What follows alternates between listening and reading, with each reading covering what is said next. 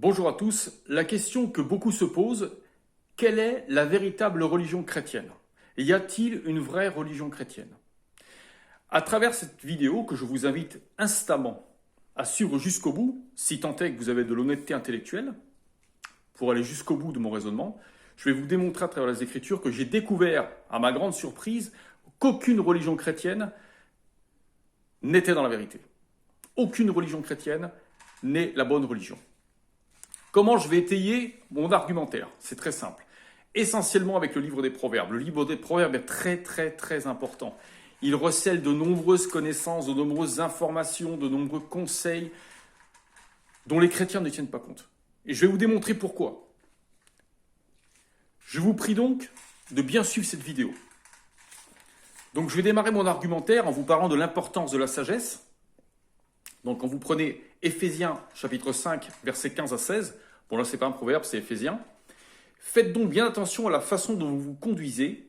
Ne vous comportez pas comme des fous, mais comme des sages. Rachetez le temps car les jours sont mauvais.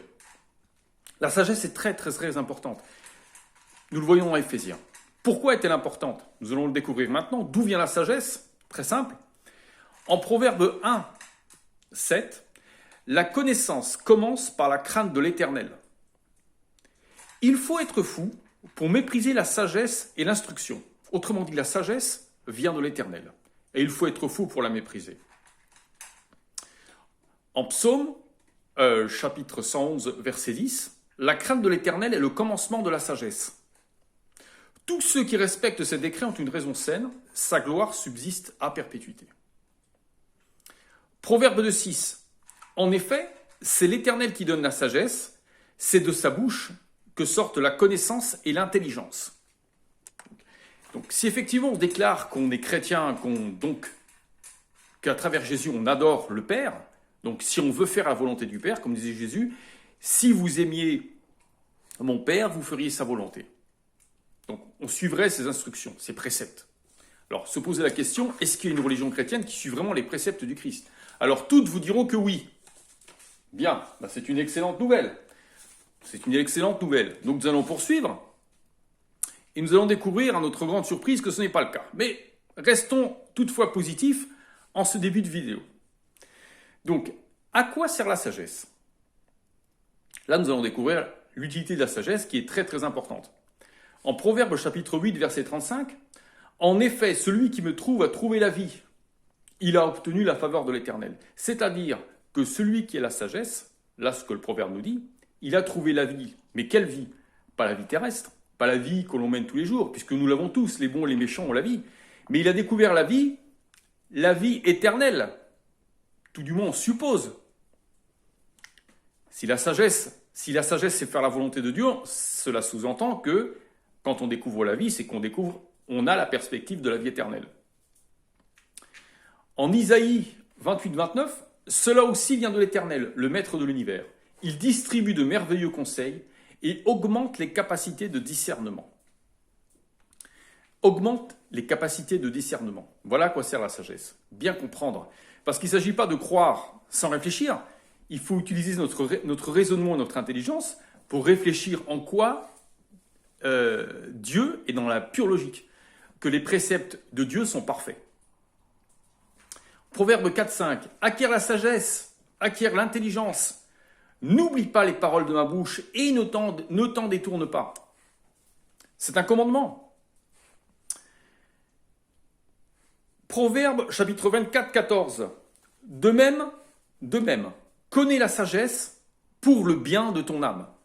Connais la sagesse pour le bien de ton âme. Ce qui veut dire que ceux qui connaissent la sagesse agissent dans le bien de leur âme. Vous allez me dire, moi, je suis en train de répéter ce qui est écrit, ce qui est correct. Mais lorsque l'on dit ça, qu'est-ce que ça veut dire? Ça veut dire que votre âme s'en portera mieux après. Votre âme sera sauvée. Donc, je répète, Proverbe 24-14, de même, connais la sagesse pour le bien de ton âme. C'est pas seulement pour le bien de ton âme. Certains vous diront, par exemple, les témoins de Jéhovah, que l'âme, c'est l'essence vitale. Bon, ça, on reparlera du sujet de l'âme dans une autre vidéo. Il y a une infinité de thèmes d'inspiration au niveau des témoins de Jéhovah. Mais bon, je ne vais pas m'attarder là-dessus. On va dire que l'âme est dans le corps.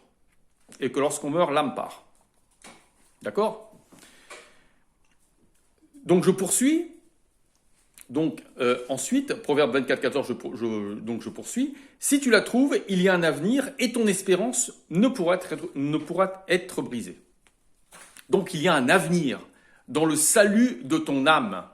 Donc, ce n'est pas un bénéfice présent. C'est un avenir, un bon avenir. Donc, nous allons voir ensuite qui sont vraiment les sages.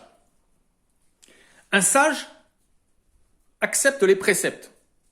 Proverbe 18, celui qui est sage de cœur reçoit les préceptes. Et là, donc ça veut dire que si vous êtes sage, vous allez avoir envie qu'on vous reprenne. En gros, vous allez être ouvert à ce qu'on vous reprenne, à ce qu'on vient de vous dire, qu'on vienne vous donner des conseils, qu'on vienne vous corriger sur la base des Écritures. Normalement, si vous êtes sage, c'est ce que je lis là. Celui qui est sage de cœur reçoit les préceptes. Et nous le voyons également, c'est confirmé dans Proverbe 9, 8. Reprends le sage et il t'aimera. Donne au sage et il deviendra plus sage. Reprends le sage et il t'aimera. Le sage attend vos réflexions, attend vos observations, attend les critiques parce que ça va dans la gloire de Dieu et le sage l'a compris. Proverbe 18, 15. Celui qui réfléchit acquiert des connaissances. Le sage cherche à entendre des paroles instructives. Voilà. Donc, quelqu'un qui va vouloir, si vous êtes comme ça, vous avez cette vision des choses, d'accepter que quelqu'un vienne vous éclairer sur la base des Écritures, ça veut dire que vous avez une certaine sagesse. Proverbe 22, 15. La voix de l'insensé est droite à ses yeux, mais celui qui écoute les conseils est sage. Revenez pour écouter mes reproches. Alors là, bon, donc nous avons le profil du sage. Donc le profil du sage, qu'est-ce que nous voyons? Qu'il accepte les conseils et les préceptes. Et nous voyons dans le dernier proverbe que je viens de citer que l'insensé déteste être repris. Donc la voix de l'insensé est droite à ses yeux. Et c'est en ça que je vous dis qu'aucune religion chrétienne n'est dans la vérité. Pourquoi?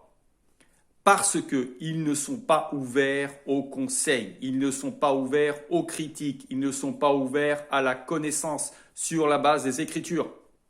Si vous allez voir n'importe quel religieux, qu'il soit catholique, protestant, adventiste, témoin de Jéhovah, évangélique, tout ce que vous voulez, je ne sais pas, il y a certainement des exceptions, je ne dis pas qu'ils sont tous comme ça, mais en très grande partie, lorsque vous allez venir à essayer de les reprendre sur la base des Écritures, avec une très bonne volonté, ce n'est pas une volonté de convertir, ce n'est pas une volonté d'avoir raison, ces gens vont être systématiquement fermés.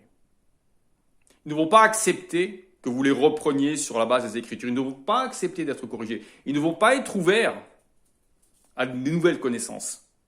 Donc ça, c'est en ça que je vous dis que chez les chrétiens, il y a ce problème, c'est qu'on ne peut pas les reprendre. Mais il n'y a pas que les chrétiens, toutes les religions du monde, les juifs, les musulmans, c'est la même chose. Vous ne pouvez pas les reprendre. Ils sont convaincus, ils sont dans leur propre conviction. Ils sont plus dans leur propre conviction que dans l'obéissance réelle à leur propre livre sacré. Mais ça, c'est mon point de vue personnel et j'ai le droit de le manifester. Donc ça plaira, ça ne plaira pas. Je sais que ça ne plaira pas à certains, mais malheureusement, j'aurais au moins fait mon travail. C'est-à-dire que moi, j'ai découvert ce problème, donc je vous en parle. Bon, ceux qui ne veulent pas en tenir compte, n'en tenez pas compte. C'est votre responsabilité, moi ce n'est pas mes affaires. Donc,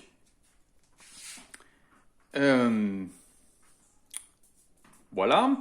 Donc également, alors ceux qui n'aiment pas la sagesse, qui sont-ils? Proverbe 13, 10. Ce n'est que par orgueil qu'on attise les querelles, mais la sagesse est avec ceux qui écoutent les conseils. Proverbe 18. L'homme au cœur sage fait bon accueil au commandement, mais celui qui parle comme un fou court à sa perte. Proverbe 12, 21. Celui qui aime la correction aime la science. Celui qui hait la réprimande est stupide. Donc est-ce que c'est bien d'être stupide? Est-ce que c'est bien de se fermer au conseil? Est-ce que c'est louable? Je vous pose la question. Donc en cinquième point, comment se caractérisent ceux qui rejettent la sagesse? Proverbe 14, 29. Celui qui est lent à la colère fait preuve d'une grande intelligence, tandis que celui qui s'énerve facilement proclame sa folie. Donc là, j'ai choisi ce proverbe, puisque très souvent, lorsque vous reprenez des chrétiens, je vais parler des chrétiens parce que là, effectivement, je ne connais pas trop les autres religions, donc je ne vais pas me risquer à mettre des jugements. mais je pense que c'est certainement le cas également pour eux aussi, ils s'énervent. Vous avez le droit de l'énervement quand vous reprenez des chrétiens. Quand vous leur dites qu'ils ne sont pas sur la bonne voie, c'est de l'énervement, c'est de l'agacement, tout de suite. Ensuite, Proverbe 18.2. Ce n'est pas à l'intelligence que l'homme stupide prend plaisir, c'est à l'étalage de ses pensées. Donc l'intelligence, comme nous avons vu plus haut, l'intelligence provient de l'Éternel à travers de la sagesse, mais le stupide lui préfère l'étalage de ses pensées. Ensuite, nous avons le problème. Le problème de cette logique-là, de refuser la connaissance, c'est que très souvent, ces gens qui sont dans l'erreur, qui refusent donc d'être repris, donc persistent dans leur chemin personnel et perdent d'autres personnes, si tant est qu'ils font de la prédication. Donc, qu'est-ce que nous lisons en Proverbe 11.9 ? Par sa bouche, l'impie perd son prochain, tandis que les justes sont délivrés par leur connaissance. Donc, par sa bouche, l'impie perd son prochain. Mais nous avons encore quelque chose de plus explicite. En Matthieu chapitre 23, versets 15 à 16, « Malheur à vous, scribes et pharisiens hypocrites, parce que vous courez la mer et la terre pour faire un prosélyte. Et quand il l'est devenu, vous en faites un fils de la géhenne, 2 fois plus que vous. Malheur à vous, conducteurs aveugles. » Ben voilà. Donc tous ces gens qui se comportent comme ça, qui refusent d'être repris, qui refusent des éclaircissements, qui refusent la lumière de la parole de Dieu, etc., ce sont comme des pharisiens. Les pharisiens de l'époque de Jésus qui étaient enfermés dans leurs pensées, enfermés dans leur conviction personnelle, plus que dans l'obéissance et dans la fidélité vis-à-vis de la parole de Dieu. Donc Jésus avait beaucoup de mal avec eux, il essayait de leur parler, il n'y avait pas moyen, il ne voulait rien savoir, ils l'ont condamné, et ça c'est la même chose maintenant. Nous avons vu pendant toute l'histoire de la chrétienté qu'il y a eu énormément de guerres et de massacres, énormément de violences. Et nous voyons ça, que les pharisiens modernes, ce sont les chrétiens, les faux chrétiens, si je peux dire. Les chrétiens qui ne sont pas vraiment des chrétiens, qui font pas vraiment, qui suivent pas vraiment le Christ, dans le sens où Christ était l'incarnation même de l'obéissance à Dieu. Donc, qu'est-ce qui se passe quand on manque de connaissances, effectivement, ou quand on est un conducteur aveugle ? Est-ce que ça va être une excuse devant Dieu ? Ben, je vous dis que non, tout de suite. Nous voyons dans Osée, chapitre 4, verset 6, « Mon peuple est détruit parce qu'il lui manque la connaissance. » Mon peuple est détruit parce qu'il lui manque la connaissance. Donc, est-ce que vous pourrez après venir et dire « je ne savais pas » ? Est-ce que vous pourrez après dire « on m'a dit que… » Non, ce ne sera pas recevable, puisque votre obéissance est personnelle. Ce n'est pas une obéissance, disons, délégable. Voilà, on peut pas être un délégué de. On est responsable de sa propre obéissance. On est responsable de sa propre connaissance, de bien vouloir se préoccuper de la parole de Dieu, de lire les Écritures. C'est très important. Donc, je relis. Osée 4.6, « Mon peuple est détruit parce qu'il lui manque la connaissance. » Alors, qu'est-ce qui se passe quand on essaye d'avoir la sagesse ? Quand on essaye de réfléchir, quand on essaye d'avoir la connaissance. Au bout d'un certain temps, qu'est-ce qui se passe ? C'est qu'on finit par en souffrir.